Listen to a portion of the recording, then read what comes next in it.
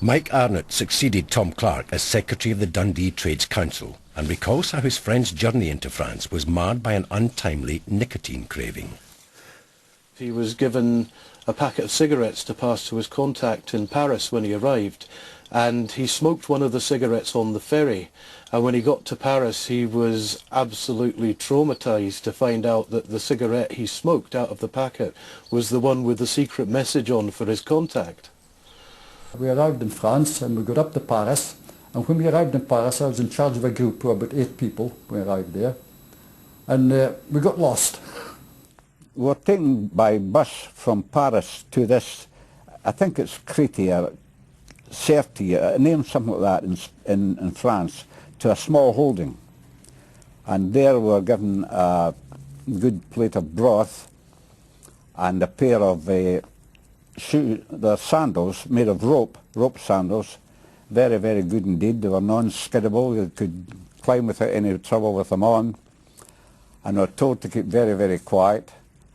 And then when it got dark at night, we set off over the Pyrenees. From the farm we went on a bus to the foothills of the Pyrenees, and from there it was slog over the Pyrenees and hope for the best, and that was it.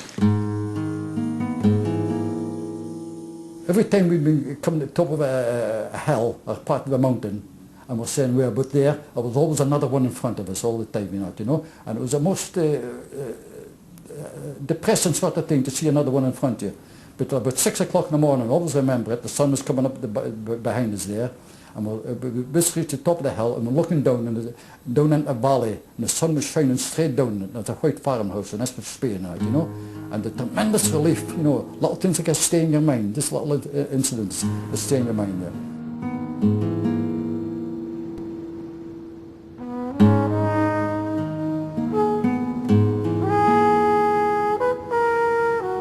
I was scared plenty of times in Spain when it came to action, but we were in very much what they call a high nowadays. So, in fact, I was one of the, as soon as we could see the top of the pass, the road, there was a race to get there, and I was about third. The top was over the top, and it went down a steep incline on the other side, and we got down into, it was like a little chapel that was on the hillside there, where they had big 10-gallon drums of coffee ready for us, and fresh bread. And while we were there, the Germans started singing the International, and everybody joined in their own language, and really it was the most inspiring moment of my life to hear men from all over Europe, and some from America, too, among us, singing this song of the oppressed people of all nations. It was, I think, probably the most inspiring moment of my life.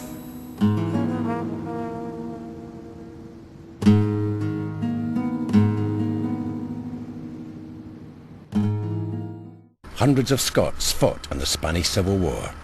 On arrival in Spain, the gravity of the situation they had committed themselves to hit home. No matter how committed you may be politically or anything else, it's still a part adventure. You understand? You reach this point, adventure. But now you're looking down in Spain, and the change that's taking place then is, what am I heading for? What am I going into? We don't know what war is. We never experienced war. So I did 4 years as a territorial soldier, just for the sake of getting to summer camp and away from the slums, away from the town and so forth. Nevertheless, I had no experience of war. So this was something new. Now, the feelings started coming in. Not a doubt, not a question of doubt of that, but just a little uncertainty. That's what we're heading for. With their treacherous journey made, once in Spain, the volunteers were sent for basic training. Any exuberance and excitement soon gave way to horror and alarm as the harsh reality of war set in.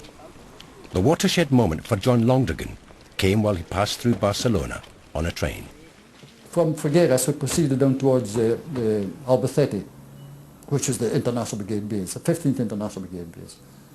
But in the process of going down there, we stopped at Barcelona, passing for about half an hour. And this was our first taste of war, because an air raid was in progress at the time.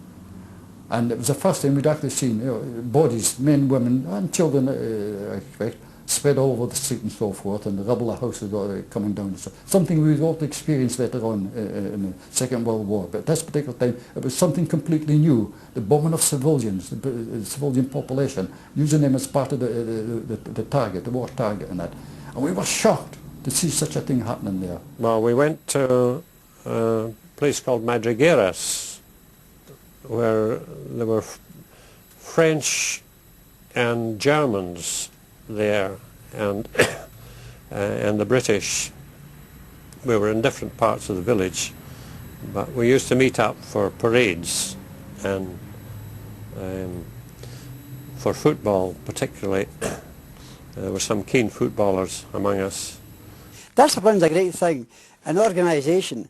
When we went there and the battalion was formed, it was a sort of ragtag. I'd been in the 58th Cameronians, West Princess Street, so a wee bit of experience, but the rest had never handled a gun or handled a weapon, and it was just sort of like a crowd of corner boys and like, forming a team, and there was we hadn't time to do anything and get organised. It was a sort of just a crowd. It wasn't an organised football team, it was just like 11 men who had never played before and just all together.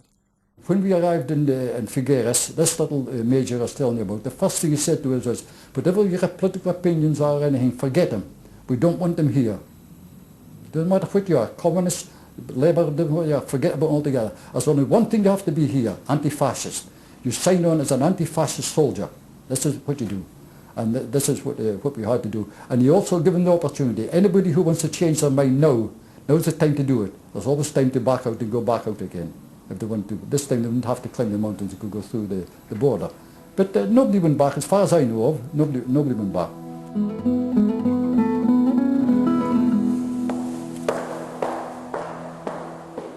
Daniel Gray works at the National Library of Scotland. Though a Yorkshireman, he was absorbed by the strength of Scotland's relationship with the Spanish Civil War.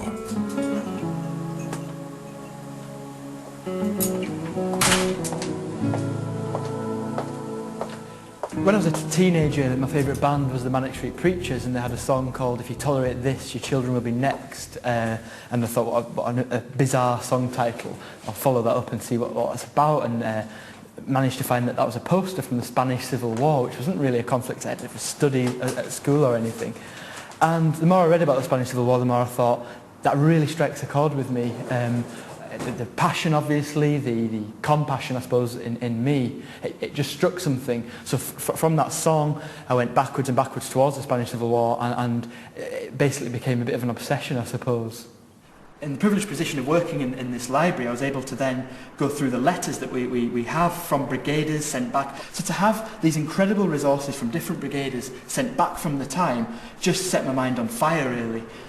To really have history on my hands, and it really is that, to be able to hold this letter here, written from Spain, from a trench on Hill 481, which is a hill outside Ibro before the Battle of the Ebro. I mean, that's something just really incredible that a book just simply could never give me.